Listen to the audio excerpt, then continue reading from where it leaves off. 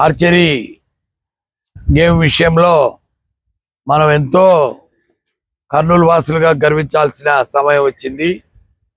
రేపు గుంటూరులో ఈరోజు ఈ నెల 26 నుంచి వచ్చే నెల 7వ తారీఖు వరకు నేషనల్ లెవెల్లో జరిగే ఆర్చరీ కాంపిటీషన్స్కు మన డిస్ట్రిక్ట్ టీంలో 6 మంది సెలెక్ట్ అయ్యి స్టేట్ లెవెల్లో వాళ్ళు నేషనల్ లెవెల్లో పార్టిసిపేట్ చేసి మెడల్స్ తీసుకురావడానికి రెడీగా ఉత్సాహంతో ఉన్న పిల్లలను ఈరోజు సన్మానం చేసి మోటివేట్ చేసి ఇన్స్పైర్ చేసి పంపించడం జరుగుతూ ఉంది.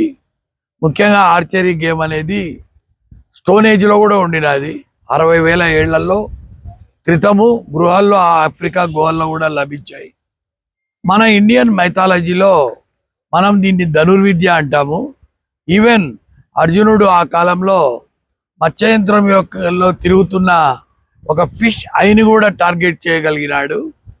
ఈ రకంగా ఆర్చరీ గేమ్ వలన ఒక ఇంపార్టెంట్ ఆస్పెక్ట్ ఏమంటే పిల్లల అటెన్షన్ స్పాన్, కాన్సన్ట్రేషన్ పెరగడం వలన డిసిప్లైన్ వస్తుంది, మెంటల్ స్టెబిలిటీ వస్తుంది.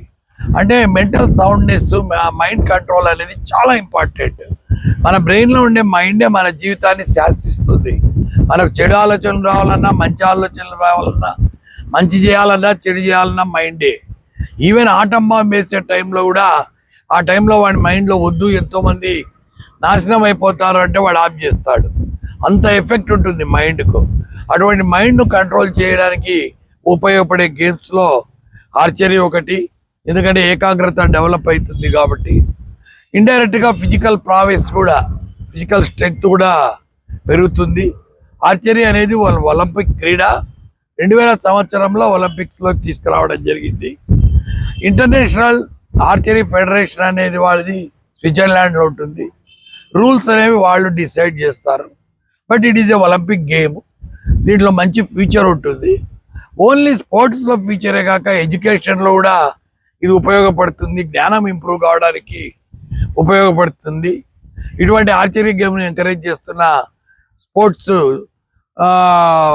ఆర్చరీ సెక్రటరీ నారత్తమయ్యను, మన డిఎస్డిఓ భూపతి గారిని, అందరినీ మరి నేను ఒక రకంగా చెప్పాలంటే ఆదర్శప్రాయులని చెప్పక తప్పదు. Thank you.